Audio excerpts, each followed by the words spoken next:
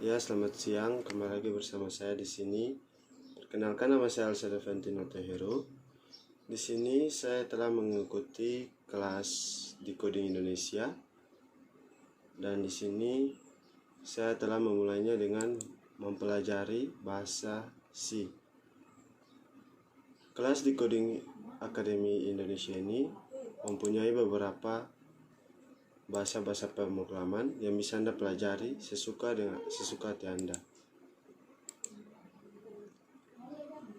Selanjutnya di sini kita bisa melihat kelas yang sudah saya pelajari. Di sini kelas yang sudah lulus yaitu kelas memulai pemrograman dengan bahasa C, karena dimana yang saya belajar yaitu adalah bahasa pemrograman dengan menggunakan bahasa C atau bahasa C++. Dan di sini kita sudah bisa lihat bersama bahwa kelas yang saya tempuh pada Decoding Indonesia ini sudah mencapai kelulusan dengan standar yang sudah diberikan dengan standar nilai yang sudah diberikan oleh Decoding Indonesia. Ya, baik, selanjutnya kita masuk dalam programnya itu. Dan di sini saya menggunakan bahasa pemrograman C++. Perkenalkan, nama saya Alsada Valentino Tehero, NIM 21210100. Di sini saya membuat program untuk menentukan wujud air. Coutnya itu kita masukkan program untuk menentukan wujud air berdasarkan dengan temperatur atau berdasarkan dengan suhu dalam Celcius. Jadi inputnya ini kita masukkan suhu dalam Celcius, dan proses eksekusinya itu jika suhu lebih kecil dari 0, maka wujud air itu berupa beku. Dan selanjutnya jika suhu lebih sama dengan 0 dan suhu kurang dari sama dengan 50, maka wujud air itu berupa padat.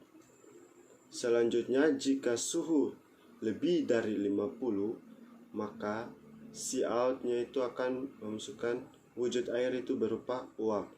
Contoh, kita compile dan run. Maka di sini kita akan memasukkan suhu dalam Celcius. Kita masukkan 17 derajat Celcius.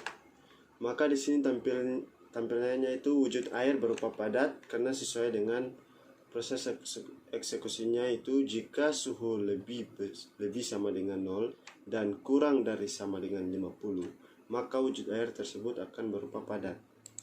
Selanjutnya coba kita run lagi, dan di sini kita masukkan suhu dalam Celcius yaitu contohnya minus 30. Nah, di sini wujud air itu berupa beku. Mengapa? Karena nilai dalam Celciusnya itu yaitu min 30, sesuai dengan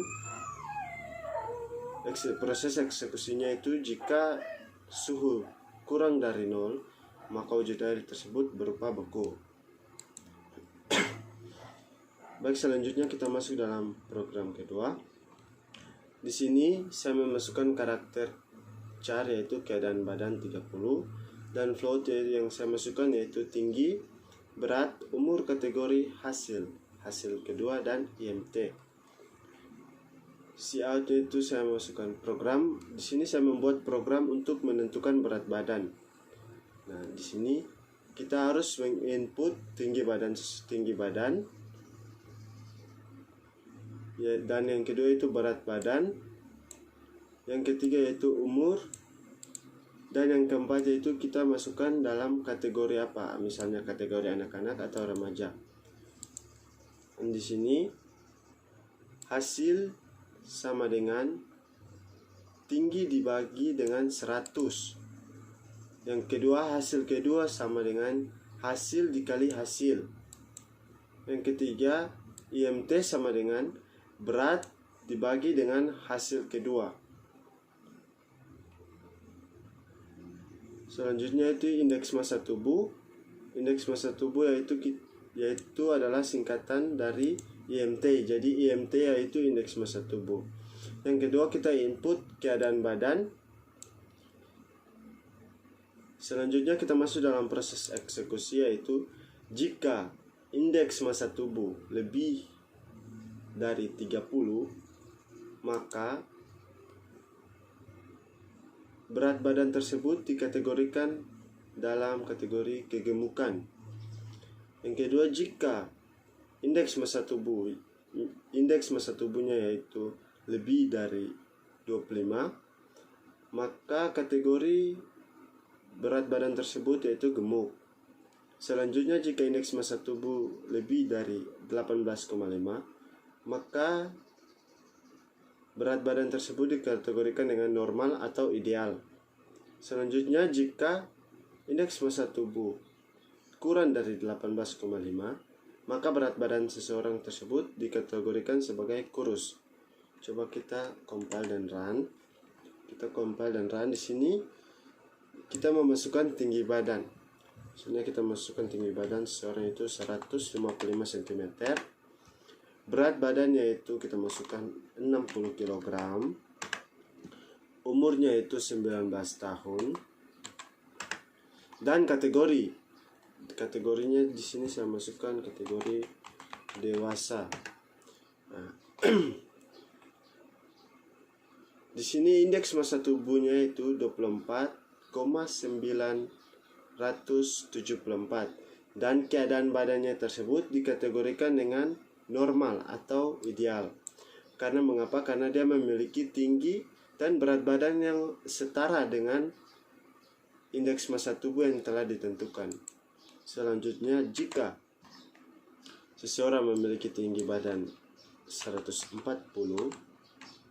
berat badannya coba kita masukkan 80 kg, dan umurnya itu 20 tahun.